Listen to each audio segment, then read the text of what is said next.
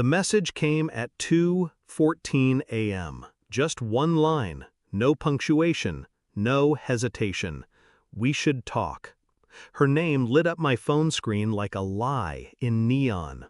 I stared at it for a moment too long, thumb hovering, heart still. The kind of stillness that only comes before a storm or after a death. I didn't answer, not immediately, not out of anger, but calculation. Silence is a weapon. People fill it with their own guilt. I lay back in the dark, phone clenched in my fist, and listened to the ceiling fan turn its endless circles. Her side of the bed was cold. She hadn't been home in hours. I already knew. Not everything, but enough. Enough to recognize that line, "We should talk," for what it really was. A confession rehearsed. Not for my sake, for hers. Her guilt had finally outweighed her desire to keep it hidden. Or, maybe, she wasn't guilty at all. Maybe she just wanted to twist the knife herself. I didn't respond. I waited. Let her sit in the silence she'd made. When I finally rose, I didn't pack a bag. I packed a notebook, a pen, and the spare key she didn't know I kept. Time to collect the truth. The first sign was subtle. She started wearing perfume to the grocery store, lipstick for the gym, smiles that didn't reach her eyes, apologies for things I hadn't noticed, a touch on my shoulder, that felt rehearsed. It wasn't rage that gripped me then, just stillness, a vacuum of emotion that pulled every sound into it, every laugh, every kiss, every late return home. I watched her, not like a jealous husband, like a scientist. She moved through the house like a stranger. Her phone never left her hand. Her eyes never met mine for more than a breath. She laughed too easily at nothing, and flinched when I touched her wrist. I wanted to ask her, confront it, tear the veil off and watch her scramble for words. But no. Emotion clouds judgment. I needed the truth, not apologies, so I waited, quietly.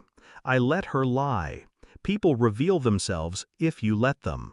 She didn't realize I was listening, or that I was already gone. I started with her phone. Not by looking, that's amateur. I tracked her location through an app we'd long forgotten. Watched her routines, her detours, the office, then somewhere else. Always the same building, same time, same exit. Suite 804. Law firm. Her friend worked there. Friend. I found his name, his car. Watched him walk her to her own with a hand too familiar on her lower back. He didn't kiss her. Not there. Not yet.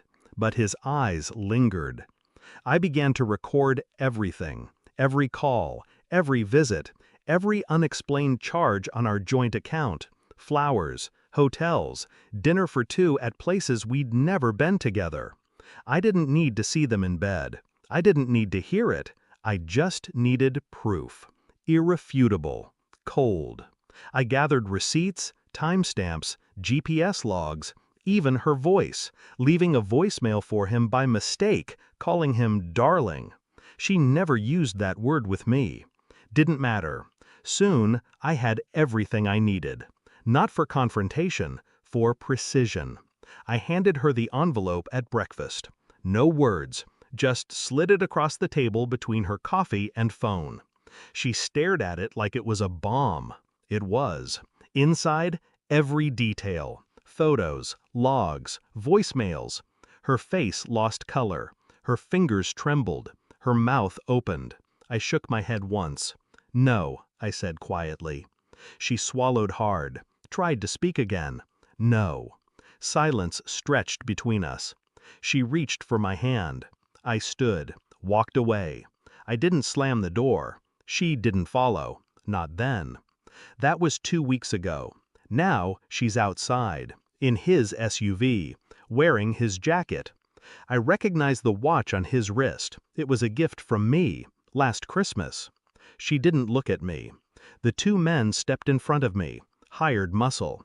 One cracked his knuckles, the other smiled like I should be afraid. The lover stepped out too smooth, too sure. "Your wife's with me now," he said. "We packed her things. Came to put you in the hospital." I smiled. Her betrayal was her choice. Bringing them was his mistake. I glanced at the camera mounted above the garage, the one I'd installed last week, streaming live to police, audio too. Assault, premeditated, all recorded.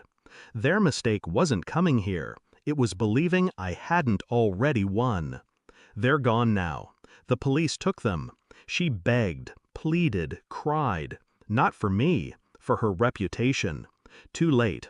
I watched through the window as they cuffed him. She turned to me. I shut the door, sat down, silence again. But now, it's mine.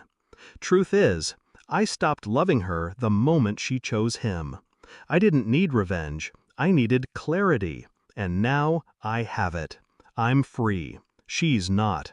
She'll spend the rest of her life explaining herself. I won't say a word. She made the mess. She can live in it. I'll walk away and never look back.